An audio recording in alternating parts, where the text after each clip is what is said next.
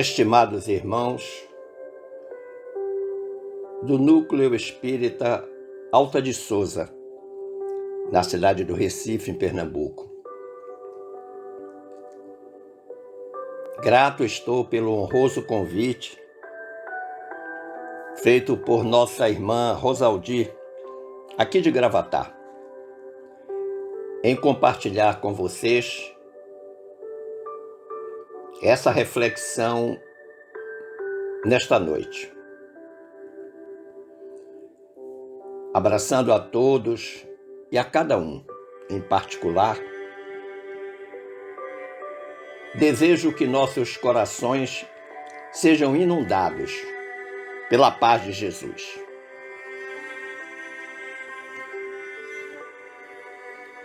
Foi-nos solicitado refletir nesta noite sobre o tema A importância da fé para o jovem. Sem dúvida, um tema desafiador, atual e necessário. E eu desejo iniciar recordando Allan Kardec em nosso Evangelho segundo o Espiritismo, quando o codificador afirmou: a ideia clara e precisa que se faça da vida futura proporciona inabalável fé. Nós percebemos então que nesta frase de Kardec existe uma necessidade e existe uma consequência. A necessidade é que nós, de fato, acreditemos na vida futura, um dos pressupostos da doutrina dos espíritos, e o façamos isso de forma clara e precisa. E quando nós atingirmos este estágio de crença e precisão, nós vamos ter como consequência natural uma fé que Kardec chama de inabalável. Ou seja, não será abatida por nada, não será abalada por nada.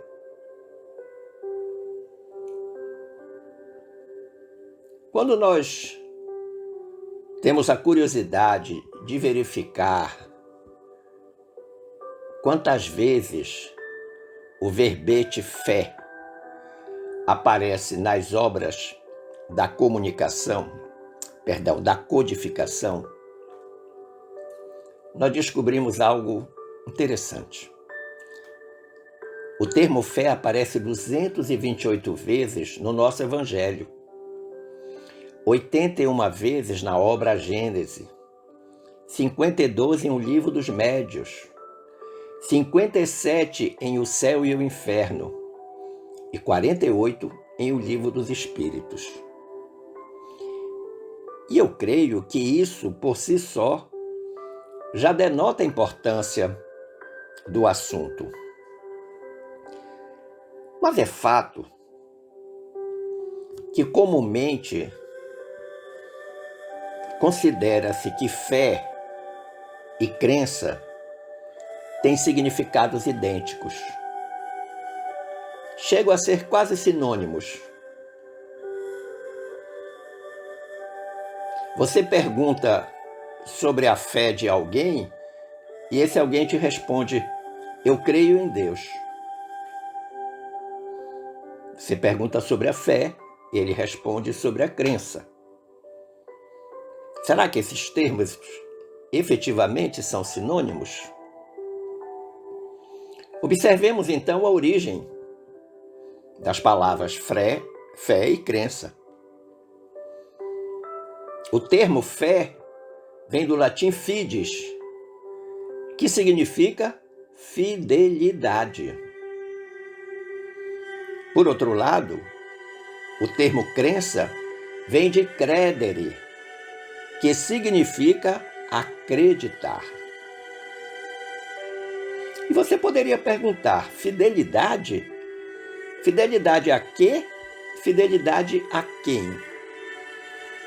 E eu lhe responderei: fidelidade a Deus e fidelidade às leis divinas. E é exatamente essa fidelidade que nos aproxima ou nos afasta de Deus. E isso nos remete à questão 614 de O Livro dos Espíritos, quando Kardec perguntou: o que se deve entender por lei natural? E os espíritos superiores responderam sabiamente. Disseram eles: a lei natural é a lei de Deus. É a única verdadeira para a felicidade do homem. Indica-lhe o que deve fazer ou deixar de fazer. E ele, o homem, só é infeliz quando dela se afasta. Então veja que interessante a resposta dos espíritos superiores. A lei natural é uma lei de Deus, é uma lei divina. Ela é única. Ela é única para a felicidade do homem. Ou seja, o homem só será feliz se der cumprimento à lei de Deus. Agora, para que serve essa lei divina? Para dizer a todos nós o que nós podemos e não podemos fazer, o que nós devemos e não devemos fazer. E há uma consequência natural quando a gente se afasta da lei divina, que é a infelicidade. Por isso que os venerandos colaboradores espirituais disseram: e ele, o homem, só é infeliz quando dela se afasta. Por outro lado, o termo crença, cujo verbo é crer, crença é o substantivo, é algo que expressa uma opinião vaga, incerta e indefinida. Quando alguém diz: creio que vai chover, creio que fulano viajou, está apenas emitindo uma opinião.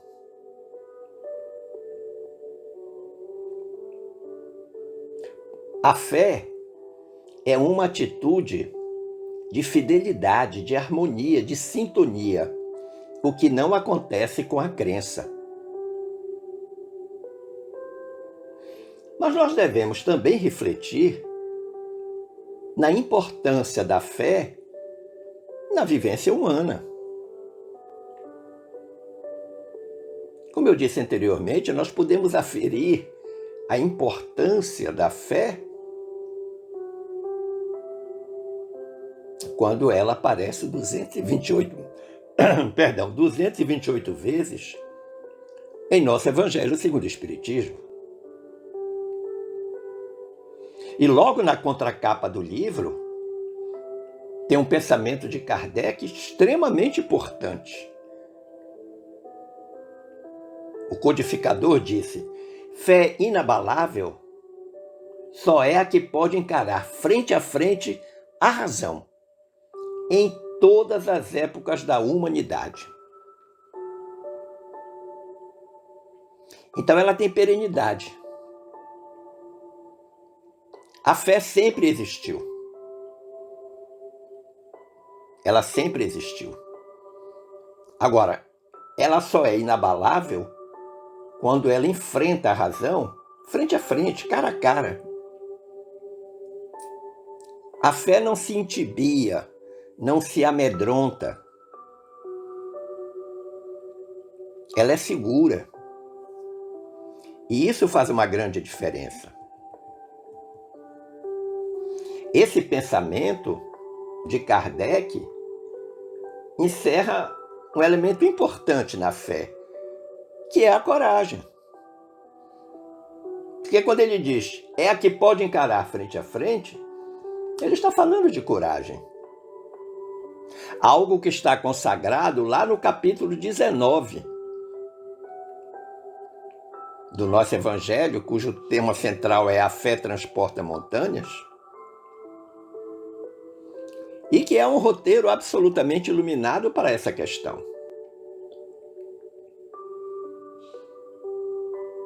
A importância da fé se consagra ainda quando lemos o capítulo 24 do nosso Evangelho, não ponhais a candeia debaixo do alqueire.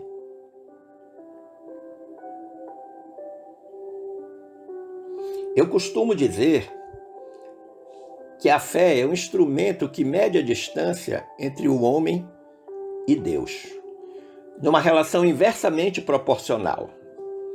O que eu quero dizer com isso? Quanto maior a distância entre o homem e Deus, menor a fé. Quanto menor a distância entre o homem e Deus, maior a fé. Esta distância não é física. Esta distância, eu quero dizer que representa o cumprimento das leis divinas. Quanto mais nós nos empenhamos no cumprimento das leis divinas, mais nós estamos perto de Deus. Portanto, a nossa fé é maior, se é que nós podemos mensurá-la. Não obstante Jesus ter dito certa vez, homens de pouca fé. Portanto, ele mensurou. Se tem homens de pouca fé, porque tem homens de muita fé. Mas você pode perguntar também, a fé é sentimento? E eu lhe diria sim. É um sentimento pessoal e intransferível. A fé é de cada um e não tem como ser transferida para outro. Porque a fé é algo construído diariamente.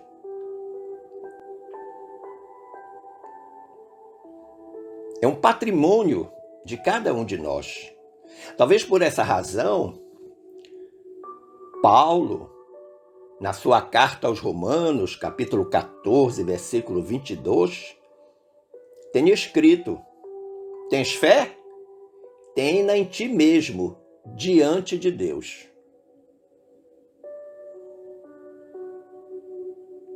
Ter fé em si mesmo é ter absoluta convicção que está no caminho do cumprimento das leis divinas. Por isso que Paulo diz, tem em ti mesmo. E ele coloca a condição, diante de Deus.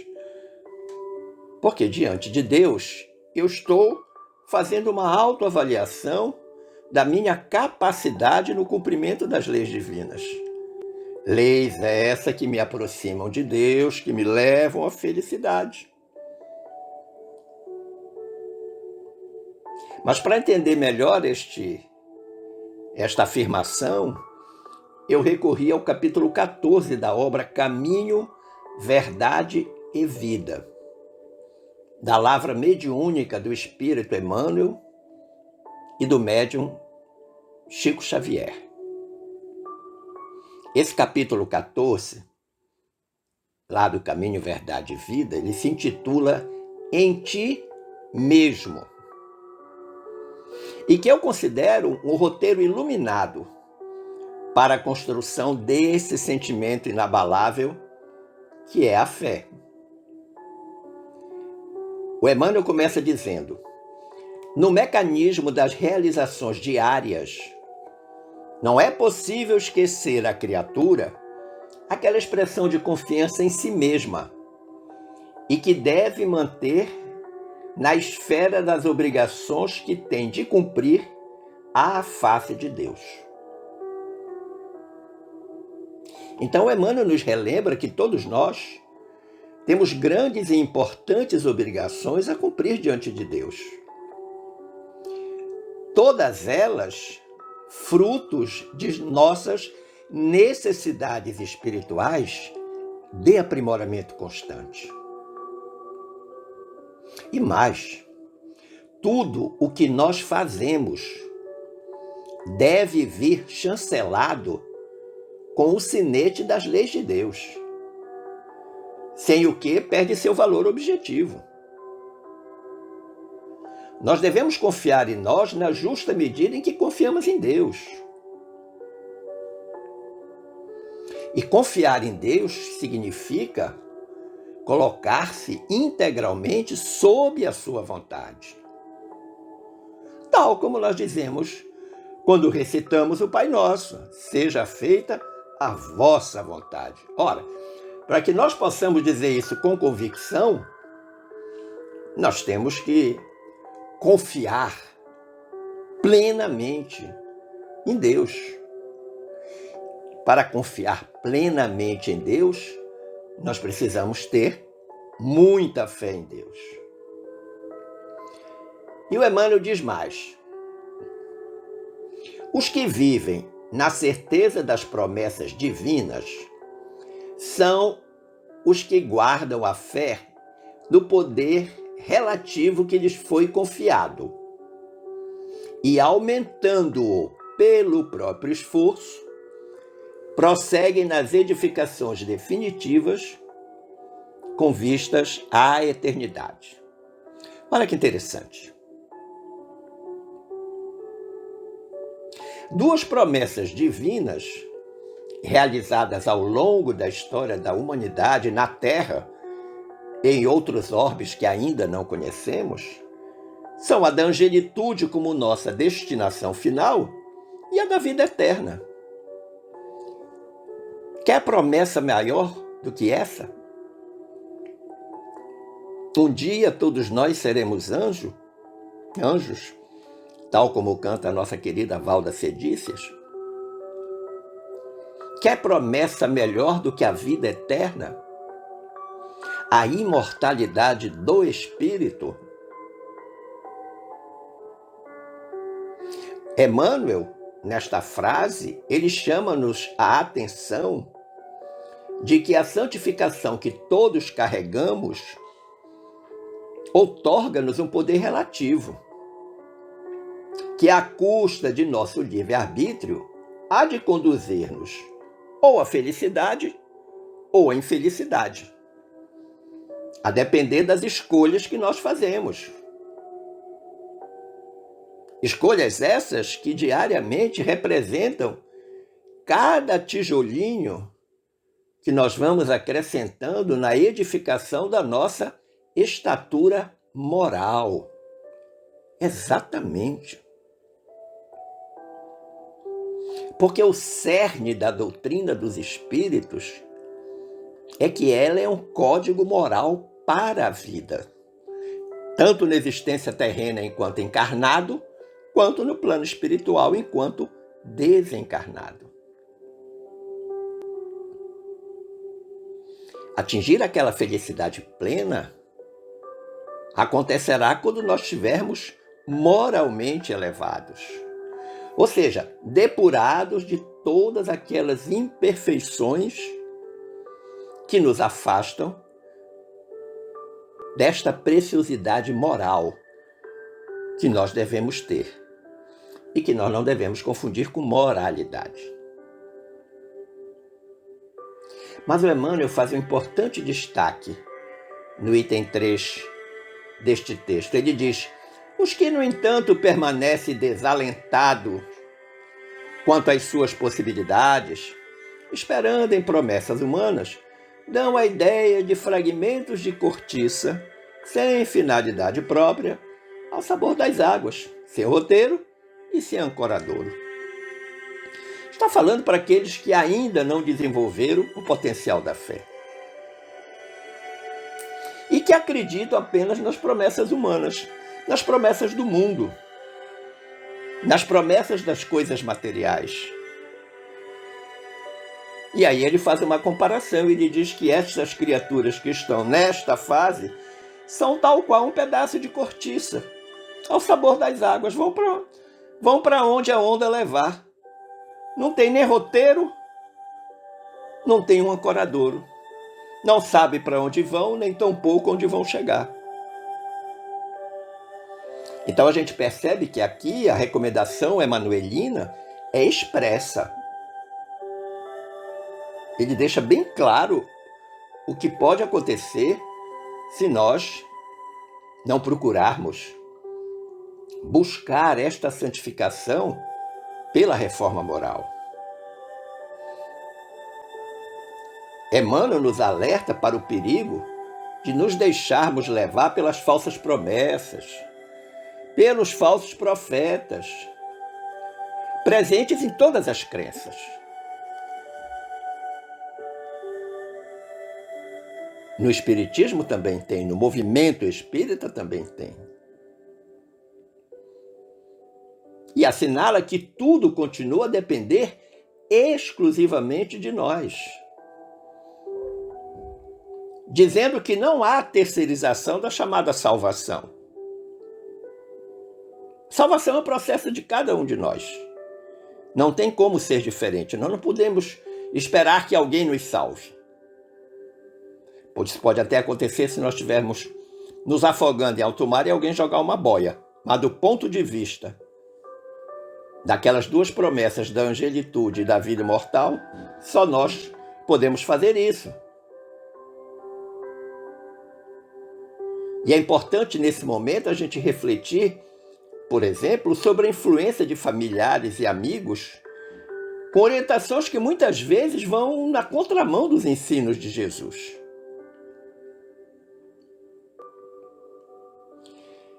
E o Emmanuel prossegue dizendo: naturalmente, ninguém poderá viver na Terra sem confiar em alguém de seu círculo mais próximo. Mas a afeição, o laço amigo, o calor das dedicações elevadas não podem excluir a confiança em si mesmo diante do Criador. Emmanuel está fazendo um alerta aqui para a chamada dependência afetiva. Ele confirma que todos nós confiamos em alguém do nosso círculo mais íntimo. Sim. Um filho confia no pai, na mãe. O esposo confia na esposa e vice-versa. Mas ele diz que apesar disso, apesar desta afeição que nós temos pelo outro, desse laço que une as pessoas, daquilo que ele chama calor das dedicações elevadas, isso não pode excluir a confiança que cada um de nós tem que ter em si mesmo, diante de Deus. E a nossa confiança aumenta gradativamente quanto mais nós nos empenhamos no cumprimento das leis divinas, no respeito a este código divino. Mesmo reconhecendo a necessidade dos laços fraternos, Emmanuel reforça a tese de que a confiança em si mesmo diante de Deus é essencial, sem o que o homem mergulha num vazio existencial. Não consegue acreditar em si e em mais nada. É preciso confiar nas potencialidades plantadas no espírito lá naquele momento em que ele foi criado. E saber que a partir dessas potencialidades, com o auxílio e a fé em Deus, será possível a cada um reconstruir-se diariamente em direção à angelitude prometida. Então esse processo de reconstrução é individual, é de cada um de nós. E a fé, nesse caso, é um ingrediente fundamental. Sim, porque se nós não acreditarmos, não tivermos fé, melhor dizendo, confiança em Deus, nas suas leis, nas promessas divinas, que interesse nós teríamos nesse processo de aprimoramento? Nenhum. Diz ainda o Emmanuel: na esfera de cada criatura, Deus pode tudo. Não dispensa, porém, tem uma conjunção adversativa, né? Porém, a cooperação, a vontade e a confiança do filho para realizar. Um pai que fizesse mecanicamente o quadro de felicidades dos seus descendentes exterminaria em cada um as faculdades mais brilhantes. Olha que interessante. Primeiro, o poder de Deus. Na esfera de cada criatura, Deus pode tudo. Mas respeita a nossa escolha, o nosso livre-arbítrio, que ele permitiu que fosse desenvolvido ao longo da evolução da espécie humana. Agora, Deus não dispensa essa cooperação, essa vontade e a confiança de cada um de nós para realizar o que ele deseja que nós realizemos. Ele não vai fazer por nós, ele quer que nós construamos, que nós busquemos. E para isso ele coloca aí os ingredientes necessários: cooperação, vontade e confiança. E aí o Emmanuel faz uma comparação. Ele diz que um pai que fizesse tudo para os seus descendentes, para os seus filhos, para oferecer-lhes todas as felicidades do mundo, simplesmente anularia todas essas potencialidades que ele chama de faculdades mais brilhantes, que todos nós carregamos. Usando o linguajar popular, receber tudo de mão beijada numa bandeja de prata, sem precisar esforço para conquistar.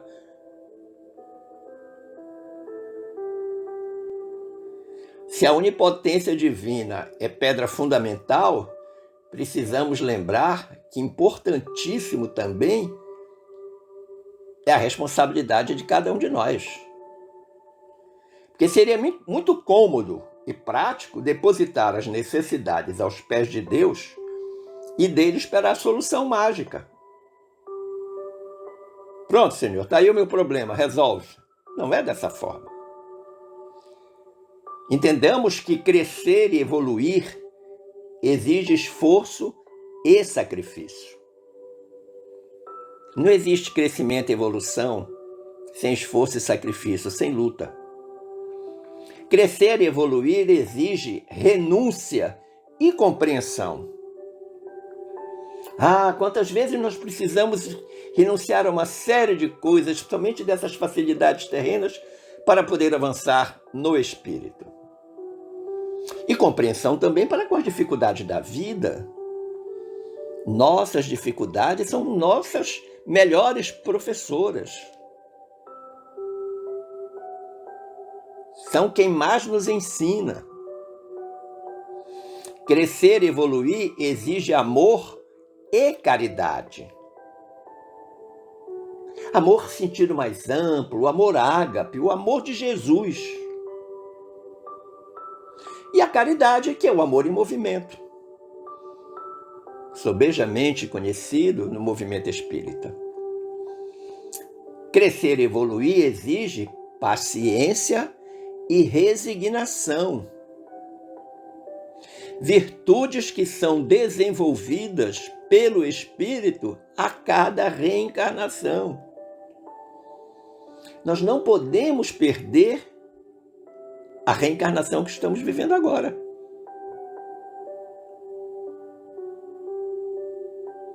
O Emmanuel, inclusive, usa a figura do pai que tudo fizesse pelo filho, a ponto de apagar as possibilidades do filho,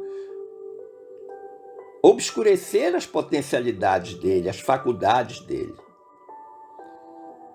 Ele estaria deslustrando todo o potencial que o filho tivesse se fizesse tudo.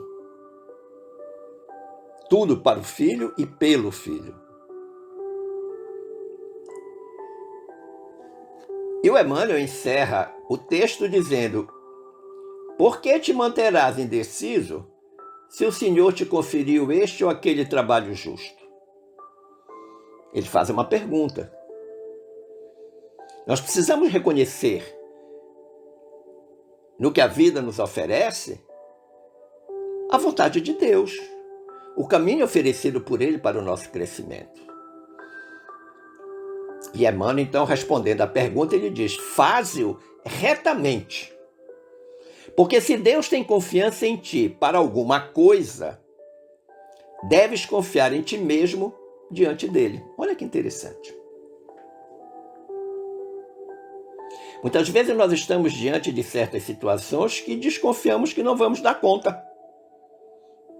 Ah, isso não é para mim. Ah, eu não consigo. Ora, se a oportunidade chegou, é porque você consegue, eu, todos nós. O que nos fará desistir? A pouca fé. A incapacidade de reconhecer que é uma oportunidade dada por Deus. E que, por mais difícil que seja, nós temos que nos empenhar para vencer aquela dificuldade. Vamos entender que tudo que nos acontece é um campo fértil para o desenvolvimento de nossas potencialidades crísticas. E aqui eu me recordo de um personagem de uma novela, a novela chamava-se Êtamo do Bom, o personagem era o Candinho, que vez por outra ele repetia: tudo que de ruim nos acontece é para melhorar a vida da gente. Que era uma frase ensinada por um outro personagem, o professor Pancrácio. Mas nem sempre as pessoas pensam dessa forma. Diante da dificuldade, então, se acha perseguido, se acha que Deus esqueceu dele, eu sou um azarado, eu não tenho sorte na vida. Não consegue reconhecer a dificuldade como esse campo fértil para desenvolver a potencialidade crística que cada um de nós carrega. Porque muitas vezes nós recuamos diante das situações da vida, recuamos temerosos. O que nos falta para o enfrentamento necessário às situações da vida, especialmente as situações que eu chamo de provacionais. Porque todo dia nós temos aula, todo dia nós temos mestres, mas também todos os dias temos prova. A existência na Terra é uma grande escola. Não basta dizer eu creio ou eu tenho fé em Deus, se esta fé antes não se manifestar em cada um de nós mesmos. A coragem da fé nos diz que Deus não nos faltará, em nenhum momento. Nós temos que ter convicção disso e também acreditar. E exemplos não faltam, tais como os apontados por Chico Xavier e Carlos Bacelli, numa obra cujo título é Fé. E nesta obra, Fé, tem um capítulo, o capítulo 4, intitulado Deus não faltará, ditado pelo Espírito Emmanuel. E aí Emmanuel vai começar a apontar a dificuldade e a solução. Solução que está em nós. Para isso precisamos ter fé. Para isso precisamos acreditar. O Emmanuel diz: difícil é o caminho de elevação. Ele vai fazer uma série de afirmativas. Difícil é o caminho de elevação. Eita, muito ruim para mim, não vou conseguir. Ele dá a solução. Deus te guiará. Espinhos talvez te firam. Ah, não vou entrar nessa circunstância aí porque eu vou me dar mal. O Emmanuel tem a solução. Deus saberá curar-te. Vai se ferir no espinho? Com certeza, faz parte da vida, da existência. Diz o Emmanuel, desenganos surgirão. a todo instante, a toda hora. Mas há uma receita. Diz Emmanuel, Deus se te fará reconforto. Preciso passar pelo desengano? Preciso. Vai ferir, vai magoar, vai entristecer? Vai.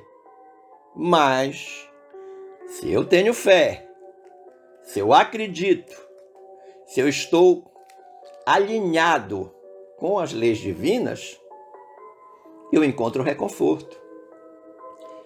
Diz o Emmanuel, incompreensões, por certo, virão sobre ti.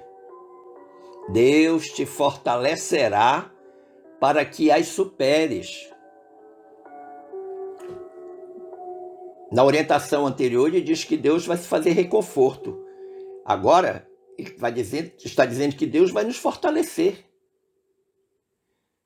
Qual é o tônico que ele vai dar para a gente? O tônico da fé. O tônico da fé. Diz o Emmanuel, provações despontaram no cotidiano. Com certeza. Todo dia. Deus te apoiará, a fim de que possas vencê-las. Então Deus já curou, Deus já reconfortou, Deus já nos fortaleceu, agora está nos apoiando para que a gente vença essas provações. O desânimo te ameaçará, Deus te renovará as energias. É possível venhas a sofrer perdas de importância. Deus te enviará os recursos de que necessites. Todos os recursos que você possa imaginar. Em algumas ocasiões, talvez caias.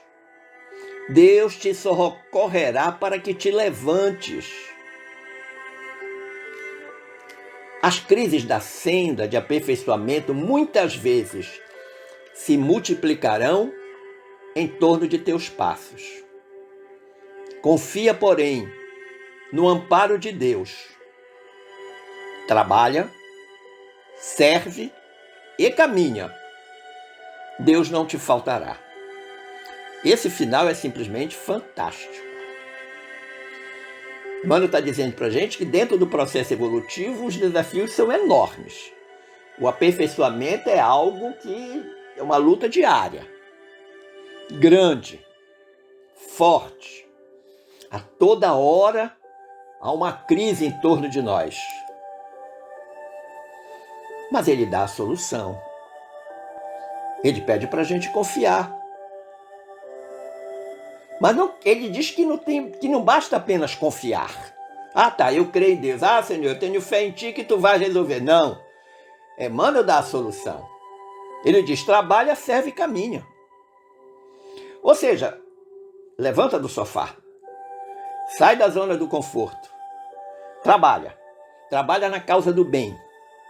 Serve ao próximo e caminha sempre para frente. Poderíamos até dizer, como o super-homem, caminha para o alto e avante. E Emmanuel afirma algo importantíssimo. Deus não te faltará. E Deus não falta na nossa vida em momento algum. Nos momentos em que nós pensamos que Ele nos abandonou, são os momentos em que Ele mais está junto de nós. Mas a nossa pouca fé não permite a gente reconhecer isso.